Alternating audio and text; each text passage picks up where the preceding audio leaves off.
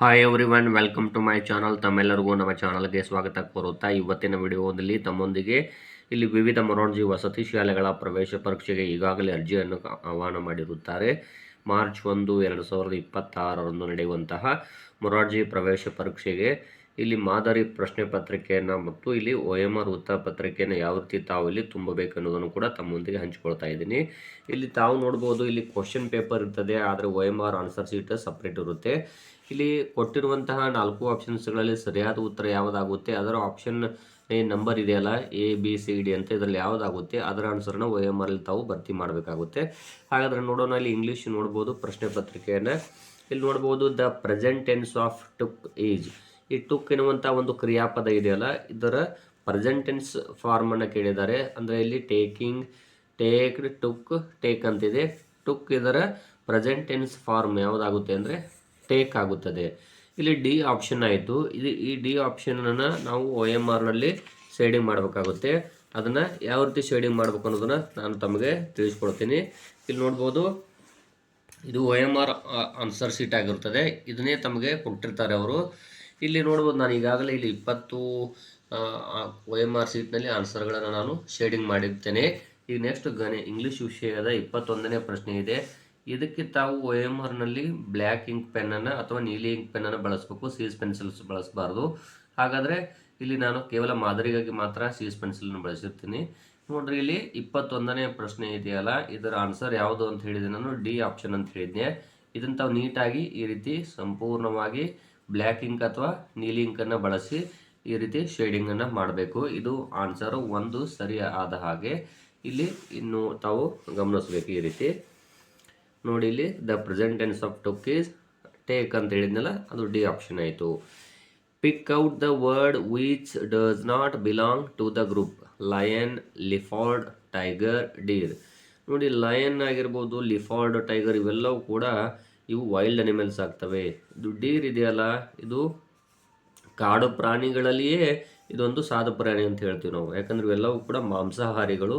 ಇದು ಒಂದು ಸಸ್ಯಾಹಾರಿ ಡೀರ್ ಅನ್ನುವಂಥದ್ದು. ಸೊ ಇಲ್ಲಿ ಡಿ ಆಪ್ಷನ್ ಆಗುತ್ತದೆ. ಅದನ್ನು 22ನೇದು ಯಾವ ರೀತಿ OMRನಲ್ಲಿ ಶೇಡಿಂಗ್ ಮಾಡೋದನ್ನು ತಮಗೆ ತಿಳಿಸ್ಕೊಡ್ತೀನಿ.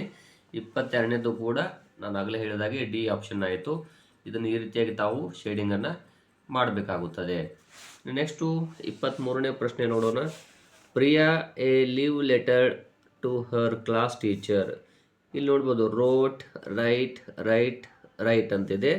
ಇಲ್ಲಿ Priya wrote a leave letter to her class teacher ಅಂದರೆ ಪ್ರಿಯಾ ಒಂದು ಪತ್ರವನ್ನು ಬರೆದು ಅವರ ಕ್ಲಾಸ್ ಟೀಚರ್ಗೆ ಅಂತ ಇಲ್ಲಿ ರೋಟ್ ಆಗುತ್ತದೆ. ಇದೊಂದು ಫಾಸ್ಟ್ ಟೆನ್ಸ್ ವರ್ಬ್ ಫಾರ್ಮ್ ಆಗಿದೆ. ಸೊ ಇಲ್ಲಿ 23ನೇ ಪ್ರಶ್ನೆ ಎ ಆಪ್ಷನ್ ಆಗುತ್ತದೆ.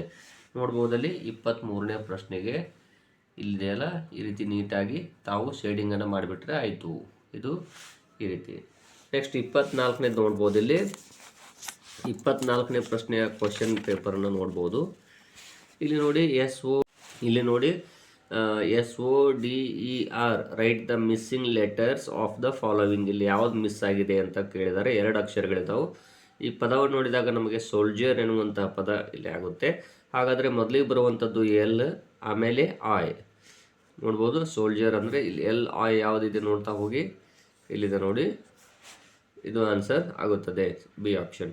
24ನೇ ಪ್ರಶ್ನೆದ್ದು ಇಲ್ಲಿ ಬಿ ಆಗುತ್ತದೆ. ನೋಡ್ಬೋದು, ಇಲ್ಲಿ ಈ ರೀತಿ ತಾವು ಬಿ ಆಪ್ಷನ್ಗೆ ಶೇಡಿಂಗನ್ನು ಮಾಡಬೇಕು. 25ನೇ ಪ್ರಶ್ನೆ ನೋಡಿ, write the synonym of sad. Sad ಇದರ ಸಮಾನಾರ್ಥಕ ಪದ. ಜಾಯ್, ಸಾರೋ, ಹ್ಯಾಪಿ, ಗ್ರೇಸ್ ಅಂತಿದೆ.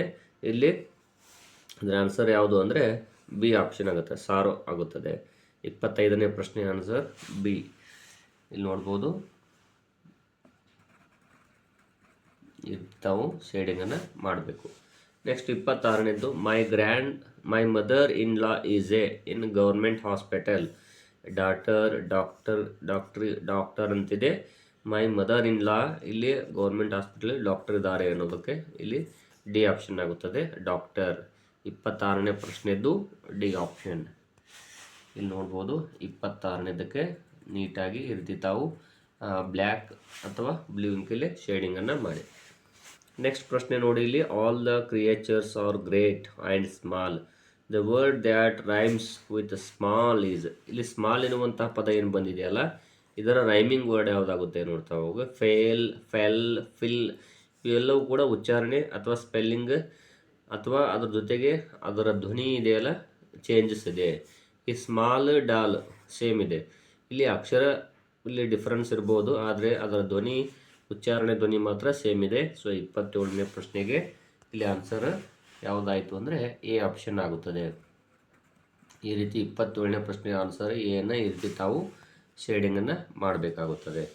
ಇನ್ನು 28ನೇ ಪ್ರಶ್ನೆ, the short form of I have not is I haven't, I have not, I haven't. ಇಲ್ಲಿದೆ ನೋಡಿ, ಇಲ್ಲಿ ಡಿ ಆಪ್ಷನ್ ಇದೆಯಲ್ಲ, I have not, I haven't ಇದೆಯಲ್ಲ, ಇದು ಆನ್ಸರ್ ಆಗುತ್ತದೆ. ಹಾಗಾದರೆ ಇಲ್ಲಿ ಅದನ್ನು ನಾವು OMR ಶೀಟ್ನಲ್ಲಿ ಭರ್ತಿ ಮಾಡೋಣ. ಆನ್ಸರನ್ನು ನೋಡ್ಬೋದು. 28ನೇ ಪ್ರಶ್ನೆ ಆನ್ಸರ್ ಯಾವುದಾಯಿತು ಅಂದರೆ ಇಲ್ಲಿ ಡಿ ಆಪ್ಷನ್ ಆಯಿತು.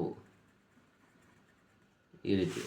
ಇನ್ನು 29ನೇ ಪ್ರಶ್ನೆ, I have no legs, I will never walk but I always run, what am I ಅಂತ ಕೇಳಿದ್ದಾರೆ. ಇಲ್ಲಿ ಬ್ಲಡ್, ರಿವರ್, ಏರ್, ಬಸ್ ಅಂತಿದೆ. ಇದು ಆನ್ಸರ್ ಯಾವುದಾಗುತ್ತೆ ಅಂದರೆ ರಿವರ್ ಆಗುತ್ತದೆ. ಇದೊಂದು ಒಗಟು ಆಗಿದೆ. 29ನೇದು ಬಿ. ಇಲ್ಲಿ ತಾವು ಈ ರೀತಿಯಾಗಿ ಶೇಡಿಂಗನ್ನು ನೀಟಾಗಿ ಮಾಡಬೇಕಾಗುತ್ತದೆ. ಇನ್ನು next, the opposite of closed is. ಈ ಕ್ಲೋಸ್ಡ್ ಎನ್ನುವಂತಹ ಪದದ ವಿರುದ್ಧಾರ್ಥಕ ಪದ ಕ್ಲಿಯರ್ಡ್, ಓಪನ್ಡ್, ಶೌಟೆಡ್, ಶೋಡ್ ಅಂತಿದೆ. ಇಲ್ಲಿ ಓಪನ್ಡ್, ಕ್ಲೋಸ್ಡ್, ಓಪನ್ಡ್. 30ನೇ ಪ್ರಶ್ನೆ ಆನ್ಸರ್ ಯಾವುದಾಗುತ್ತೆ ಇಲ್ಲಿ ಬಿ ಆಪ್ಷನ್ ಆಗುತ್ತದೆ. ಇಲ್ಲಿ ನೋಡ್ಬೋದು 30ನೇ ಪ್ರಶ್ನೆಗೆ ಇಲ್ಲಿ ಬಿ ಆಪ್ಷನನ್ನು ಈ ರೀತಿಯಾಗಿ ತಾವು ನೀಟಾಗಿ ರೌಂಡಾಗಿ ಶೇಡಿಂಗನ್ನು ಮಾಡಬೇಕಾಗುತ್ತದೆ. ಇನ್ನು ನೆಕ್ಸ್ಟು 31ನೇ ಪ್ರಶ್ನೆ, Dasara famous is Mysuru for ಅಂತಿದೆ. Arrange the sentence. Famous Dasara is for Mysuru is Mysuru famous, for Dasara is Mysuru famous, Mysuru is for Dasara famous, Mysuru is famous for Dasara. ನೋಡ್ಬೋದು ಇಲ್ಲಿ ಮೊದಲಿಗೆ ನೌನ್ ಬಂದಿದೆ. ಸೊ ಹಾಗಾಗಿ this is also all object ಆಗುತ್ತದೆ. ಇದೊಂದು ಹೆಲ್ಪಿಂಗ್ ವರ್ಬ್ ಇದೆ. ಸೊ ಇಲ್ಲಿ ಮೊದಲಿಗೆ ನೌನ್ ಅಥವಾ ಇಲ್ಲಿ ಅದು ಒಂದು ಕರ್ತೃಪದ ಅಂತಲೂ ಹೇಳ್ತೀವಿ. ತದನಂತರ ಹೆಲ್ಪಿಂಗ್ ವರ್ಬ್ ಬರಬೇಕು. Next object, next verb and object ಬರುತ್ತೆ. ಬಟ್ ಇಲ್ಲಿ ವರ್ಬ್ ಇಲ್ಲ. ಫಸ್ಟಿಗೆ ಬಂದಿರುವಂಥದ್ದು ನೌನ್, ಆಮೇಲೆ ಹೆಲ್ಪಿಂಗ್ ವರ್ಬ್, ನೆಕ್ಸ್ಟ್ ಇಲ್ಲಿ ಪೂರ ಆಬ್ಜೆಕ್ಟ್ ಇದೆ. Mysuru is famous for Dasara. So ಇಲ್ಲಿ ಆನ್ಸರ್ ಯಾವುದಾಯಿತು ನೋಡ್ತಾ ಹೋಗಿ ಡಿ ಆಪ್ಷನ್ ಆಗುತ್ತದೆ. 31ನೇ ಪ್ರಶ್ನೆ ಇಲ್ಲಿ ನೋಡ್ಬೋದು. 31ನೇ ಪ್ರಶ್ನೆ ಆನ್ಸರ್ ಈ ರೀತಿ ತಾವು ಡಿ ಆಪ್ಷನನ್ನು ಹಾಕೋಬೇಕು. Next, Channapatna is famous for toys, boys, voice, noise ಅಂತಿದೆ. ಇಲ್ಲಿ ಚನ್ನಪಟ್ಟಣ ಇದೆಯಲ್ಲ ಗೊಂಬೆಗಳಿಗೆ ಪ್ರಸಿದ್ಧವಾಗಿದೆ. ಸೊ ಇಲ್ಲಿ ಟಾಯ್ಸ್ ಆಗುತ್ತದೆ. 32ನೇ ಪ್ರಶ್ನೆ ಆನ್ಸರು ಎ ಆಗುತ್ತದೆ. ಇಲ್ಲಿ ನೋಡ್ಬೋದು ಈ ರೀತಿ ತಾವು ಶೇಡಿಂಗ್ ಮಾಡಬೇಕು. ಇನ್ನು ನೆಕ್ಸ್ಟು 33ನೇ ಪ್ರಶ್ನೆ, the word which has correct punctuation mark did not, didn't ಅಂತಿದೆ. ಇಲ್ಲಿ ಪಂಕ್ಚುಯೇಷನ್ ಮಾರ್ಕ್ ಕರೆಕ್ಟ್ ಆಗಿರುವುದು ಯಾವುದು ಅಂದರೆ ಇಲ್ಲಿ ಡಿಡಂಟ್ ಅಂತಿದೆ ನೋಡಿ, ಇದಕ್ಕೆ ಇದೆ. ಸೊ ಇಲ್ಲಿ ಸರಿಯಾದ ಉತ್ತರ ಯಾವುದಾಗುತ್ತೆ ಅಂದರೆ 33ನೇದು ಡಿ ಆಪ್ಷನ್ ಆಗುತ್ತದೆ. ಈ ರೀತಿ ತಾವು ಶೇಡಿಂಗನ್ನು ಮಾಡಬೇಕಾಗುತ್ತದೆ. ನೆಕ್ಸ್ಟ್ 34ನೇ ಪ್ರಶ್ನೆ, fight, fought, find, fat, arrange the words has in dictionary. ಈ ಪ್ರಶ್ನೆ ಮೇಲೆ ಕಡ್ಡಾಯ ಒಂದು ಕ್ವಶನ್ ಬರ್ತದೆ. ಯಾವ ರೀತಿ ಇದನ್ನು ನೀವು ಫೈಂಡ್ ಔಟ್ ಮಾಡಬೇಕು ಅಂದರೆ ಅಲ್ಫಾಬೆಟಿಕಲಿ ಡಿಕ್ಷನರಿ ಒಳಗೆ ಯಾವ ರೀತಿ ಅಕ್ಷರಗಳು ಬರ್ತಾವು ನೋಡ್ತಾ ಹೋಗೋಣ. ಮೊದಲಿಗೆ ಎಲ್ಲ ಕಡೆನೂ ಎಫ್ ಇದೆ, ಎಫ್ ಮೊದಲು ಬರುತ್ತೆ. ಈ ರೀತಿ ಪ್ರಾಕ್ಟೀಸ್ ಮಾಡ್ಕೋಬೇಕು. ಎಫ್ ಆದಮೇಲೆ ಯಾವ ಅಕ್ಷರ ಇದೆ ನೋಡ್ತಾ ಹೋಗಿ. ಇಲ್ಲಿ ಆ ಇದೆ, ಇಲ್ಲಿ ಓ, ಇಲ್ಲಿ ಐ, ಇಲ್ಲಿ ಎ ಇದೆ. ಎ ಅಲ್ಫಾಬೆಟಿಕಲಿ ಮೊದಲು ಬರುತ್ತೆ. ಸೊ ಎ ಬರ್ದ್ವಿ. ಎ ಆದಮೇಲೆ ಬಿ ಇಲ್ಲ, ಸಿ ಇಲ್ಲ, ಡಿ ಇಲ್ಲ, ಇ ಇಲ್ಲ, ಎಫ್ ಇಲ್ಲ, ಜಿ, ಎಚ್ ಇಲ್ಲ, ಆ ಇದೆ. ನೋಡ್ಬೋದು ಇಲ್ಲಿ ಆ ಇದೆ, ಇಲ್ಲಿ ಆ ಇದೆ. ಹಾಗಾದರೆ ಇಲ್ಲಿ ಜಿ ಬಂದಿದೆ ಎಫ್ ಐ ಪಕ್ಕದಲ್ಲಿ, ಇಲ್ಲಿ ಎನ್ ಬಂದಿದೆ. ಸೊ ನೀವು ಯಾವ್ದು ತೊಗೋಬೇಕು, ಇಲ್ಲಿ ತೊಗೋಬೇಕು. ಇಲ್ಲಿ ಮೊದಲನೇದು ಎಫ್ ಎ ಟಿ ಫ್ಯಾಟ್ ಆಯಿತು, ಆಮೇಲೆ F I G H T fight ಆಯಿತು. ನೆಕ್ಸ್ಟ್ ಮೂರನೇದು F I N D find, ಅದು ಆದಮೇಲೆ F O U G H T fought. ಅಂದರೆ ಇಲ್ಲಿ ಎಷ್ಟನೇದು 4, ಆಮೇಲೆ 1, ಆಮೇಲೆ 3, ಆಮೇಲೆ 2, 4 1 3 2 ಯಾವುದಾಗುತ್ತೆ ಇಲ್ಲಿ ಡಿ ಆಪ್ಷನ್ ಆಗುತ್ತದೆ. ಹಾಗಾಗಿ ಇಲ್ಲಿ ನೀವು ಯಾವ್ದು ಆನ್ಸರ್ ಹಾಕಬೇಕು, ಇಲ್ಲಿ ಡಿ ಆಪ್ಷನ್ ಹಾಕಬೇಕು. ಸೊ ನೋಡ್ತಾ ಹೋಗಿ 34ನೇದು ಡಿ ಆಗುತ್ತದೆ. ನೋಡ್ಬೋದು ಇಲ್ಲಿ. ನೆಕ್ಸ್ಟ್ 35ನೇ ಪ್ರಶ್ನೆ, plural form of the bird is. ಈ ಬರ್ಡ್ ಅಂದರೆ ಪಕ್ಷಿಗಳ ಬಹುವಚನ ರೂಪ ನೋಡ್ಬೋದು. ಬರ್ಡ್ಸ್ ಅಂತಿದೆ. ಇಲ್ಲಿ ಇದಕ್ಕೆ ಕೇವಲ ಎಸ್ ಪ್ರತ್ಯಯ ಮಾತ್ರ ಬರುತ್ತೆ. ಸೊ ಇಲ್ಲಿ ಬರ್ಡ್ಸ್ ಆಗುತ್ತದೆ. 35ನೇದು ಎ ಆಪ್ಷನ್ ಆಗುತ್ತದೆ.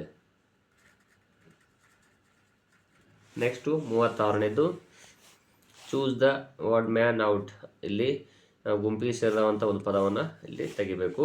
Post office, railway station, house, hospital ಅಂತಿದೆ. ನೋಡ್ಬೋದು ಇವು ಪೋಸ್ಟ್ ಆಫೀಸ್ ಆಗಿರ್ಬೋದು, ರೈಲ್ವೆ ಸ್ಟೇಷನ್ ಆಗಿರ್ಬೋದು, ಹಾಸ್ಪಿಟಲ್ ಆಗಿರ್ಬೋದು, ಇವೆಲ್ಲ ಒಂದೇ ಅರ್ಥವನ್ನು ಕೊಡುತ್ತವೆ. ಅಂದರೆ ಸಹ ಸಂಬಂಧವನ್ನು ಹೊಂದಿರ್ತಾವು. ಬಟ್ ಹೌಸ್ ಅನ್ನುವಂಥದ್ದು ಇಲ್ಲಿ ಗುಂಪಿಗೆ ಸೇರದೇ ಇರುವಂತಹ ಪದ ಆಗಿದೆ. ಸೊ 36ನೇದು ಸಿ ಆಗ್ತದೆ. ನೋಡ್ಬೋದು 36ನೇದು ಸಿ ಆಪ್ಷನ್ ಆಯಿತು. ನೆಕ್ಸ್ಟು 37ನೇದು, mom told and my sister to never accept sweets from strangers ಅಂತ ಹೇಳಿದ್ದಾರೆ. ಮೈ ಟೋಲ್ಡ್ ಮೀ, ನನಗೆ ಅಂದಂಗದು, ನನಗೆ ಮತ್ತು ನನ್ನ ಸಹೋದರಿಗೆ ಯಾವುದೇ ಸ್ವೀಟ್ಸ್ಗಳನ್ನು ಅಪರಿಚಿತರಿಂದ ಪಡ್ಕೊಳ್ಬೇಡಿ ಅಂತ ಹೇಳಿರ್ತಾರೆ. ಈ ಪದದ ಅರ್ಥ ಆಗಿದೆ. ಸೊ ಇಲ್ಲಿ 37ನೇ ಪ್ರಶ್ನೆ ಬಿ ಆಪ್ಷನ್ ಆಗುತ್ತದೆ. ಇಲ್ಲಿ ನೋಡ್ಬೋದು 37ನೇ ಪ್ರಶ್ನೆ ಆನ್ಸರ್ ಬಿ. ಇನ್ನು ನೆಕ್ಸ್ಟು, ವಿ ಆರ್ ಸ್ಟ್ಯಾಂಡಿಂಗ್. ನೋಡ್ಬೋದು he's house waiting for him. ಇಲ್ಲಿ ಔಟ್ಸೈಡ್, ಎಸ್ಟರ್ಡೇ, ನೆವರ್, ಎಂಗ್ರಿಲಿ ಅಂತಿದೆ. ಇಲ್ಲಿ ವಿ ಆರ್ ಸ್ಟ್ಯಾಂಡಿಂಗ್ ಔಟ್ಸೈಡ್ ಆಗುತ್ತದೆ. ನಾವು ಇಲ್ಲಿ ಅವನ ಮನೆ ಹೊರಗಡೆ ಅವನಿಗೋಸ್ಕರ ಕಾಯುತ್ತಿದ್ದೇವೆ. ಇಲ್ಲಿ ಎ ಆಪ್ಷನ್ ಆಗುತ್ತದೆ. ನೋಡ್ಬೋದು ಇಲ್ಲಿ 38ನೇದು ಎ ಆಪ್ಷನ್. ನೆಕ್ಸ್ಟ್ 39ನೇದು, I heard a noise, body is outside ಅಂತಿದೆ. ಇಲ್ಲಿ I heard a noise, somebody is outside. ಇಲ್ಲಿ ಏನಾಗುತ್ತೆ ಸಂಬಡಿ. ಸೊ ಇಲ್ಲಿ ಸಿ ಆಪ್ಷನ್ 39ನೇದು ಇಲ್ಲಿ ಸಿ ಆಪ್ಷನ್ ಆಯಿತು. ಇನ್ನು 40ನೇ ಪ್ರಶ್ನೆ ನೋಡ್ಬೋದು, make sure you put your name at. ನೋಡ್ಬೋದು end of the report. And, the, a, none of this ಇವು ಆರ್ಟಿಕಲ್ಸ್ಗಳಾಗಿವೆ. ಇಲ್ಲಿ name at the end of the, ಇಲ್ಲಿ ಯಾನ್ ಎಂಡ್ ದ ಬರುವುದಿಲ್ಲ. ಯಾಕಂದರೆ ಇದು ಪದ ಹೇಗಿದೆ ಅಂದರೆ ನಿಶ್ಚಿತತೆಯನ್ನು ತಿಳಿಸುವಂಥ ಪದ ಆಗಿರ್ತದೆ. ಸೊ ಹಾಗಾಗಿ ಇಲ್ಲಿ ದ ಬರುತ್ತದೆ. Make sure you put your name at the end of report. At a ಬರುವುದಿಲ್ಲ ಮತ್ತು an end of the report ಕೂಡ ಬರುವುದಿಲ್ಲ. ಸೊ ಇಲ್ಲಿ ನಾನು ಆಗಲೇ ಹೇಳಿದಾಗೆ ಇಲ್ಲಿ ದ ಆಪ್ಷನ್ ಇದೆಯಲ್ಲ, ಅಂದರೆ ಬಿ ಆಪ್ಷನ್ ಇರುವಂಥ ಆನ್ಸರ್ ದ ಆಗುತ್ತದೆ. ನೋಡ್ಬೋದು 40ನೇ ಪ್ರಶ್ನೆ ಬಿ ಆಪ್ಷನ್ ಆಗ್ತದೆ. ಈ ರೀತಿ ತಾವು ಮಾದರಿ ಪ್ರಶ್ನೆ ಪತ್ರಿಕೆಯೊಂದಿಗೆ OMR ನಲ್ಲಿ ಆನ್ಸರ್ಗಳನ್ನು ಭರ್ತಿ ಮಾಡಬೇಕಾಗುತ್ತದೆ.